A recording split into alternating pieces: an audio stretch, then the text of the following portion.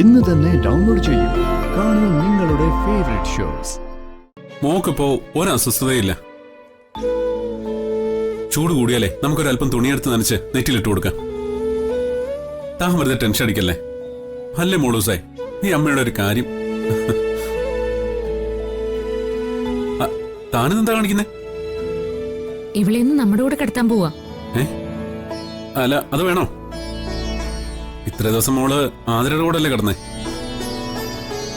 ഇപ്പൊ ഞാനിങ്ങ് വന്നില്ലേ, ഇനി ഇവളെ എന്റെ കൂടെ കിടന്നോട്ടെ. ബാ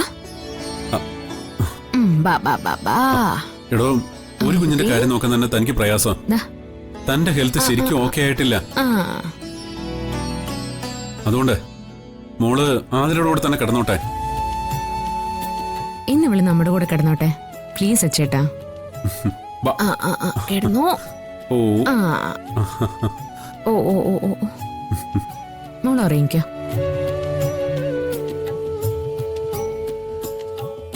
സച്ചിൻ ഇവള് മുഖത്തൊന്ന് നോക്കിയേ.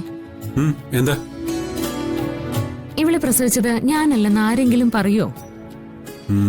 ഒരിക്കലും പറയില്ല. പിന്നെ അതിനൊരു കാരണമുണ്ട്. എന്ത് കാരണം? താനും ആതിരയും ഒരമ്മയുടെ മക്കളാ. അതിന്റെ ചില രൂപസാദൃശ്യങ്ങളൊക്കെ നിങ്ങളുടെ മക്കളിലും കാണും. ചിലപ്പോ മോക്ക് വല്യമ്മയുടെ മുടി കിട്ടാം, കണ്ണുകൾ കിട്ടാം, സൗന്ദര്യം കിട്ടാം. അങ്ങനെ നോക്കിയാ ആതിര പ്രസവിച്ച കുഞ്ഞെന്ന് പറഞ്ഞാ അത് തന്റെയും കൂടെ കുഞ്ഞാ. ഇറങ്ങി. ആ, ശരിക്കും തന്റെ ഒരു ചായ ഇപ്പൊ തന്നെ ഉണ്ട്. സത്യം? സത്യം.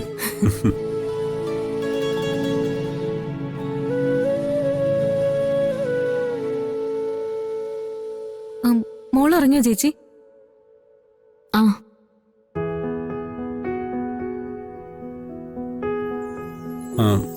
മോള് ഉറങ്ങിയല്ലോ ആതിരെ. ഒരു കാര്യം ചെയ്യാം, ഇന്ന് അവളിവിടെ കിടന്നോട്ടെ. നീ വിഷമിക്കണ്ട, ഞാൻ നോക്കിക്കോളാം.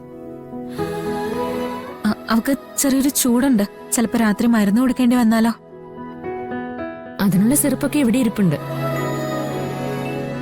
പനിയുണ്ടെങ്കിൽ ഞാൻ കൊടുത്തോളാം. ഇനിയിപ്പോ ഉണർത്തിയാ ചിലപ്പോ അവള് കരഞ്ഞാലോ. അതുകൊണ്ട് രാവിലെ കൊണ്ടുപോവാം. എടോ, ഒരു ദിവസത്തെ കാര്യമല്ലേ, ഞങ്ങള് നോക്കിക്കോളാം.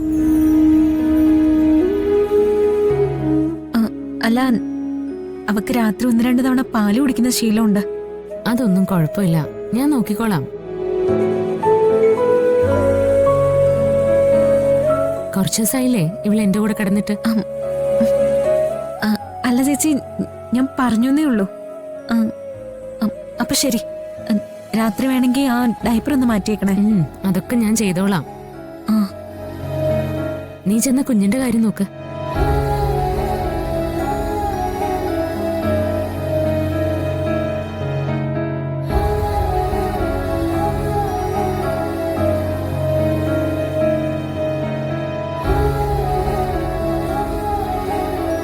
ആതിരയ്ക്ക് വിഷമമായോ? അവളുടെ വിഷമമൊക്കെ ഞാൻ പരിഹരിച്ചോളാം. സച്ചിട്ട് പേടിക്കണ്ട. ഞാൻ അവളുടെ കയ്യിൽ നിന്ന് മോളെ പിടിച്ചെടുക്കാനൊന്നും പോകുന്നില്ല. പക്ഷേ ഇവളെ എന്റെയും മോളല്ലേ. ഇന്നൊരു രാത്രി മോള് നമ്മുടെ കൂടെ കിടക്കട്ടെ.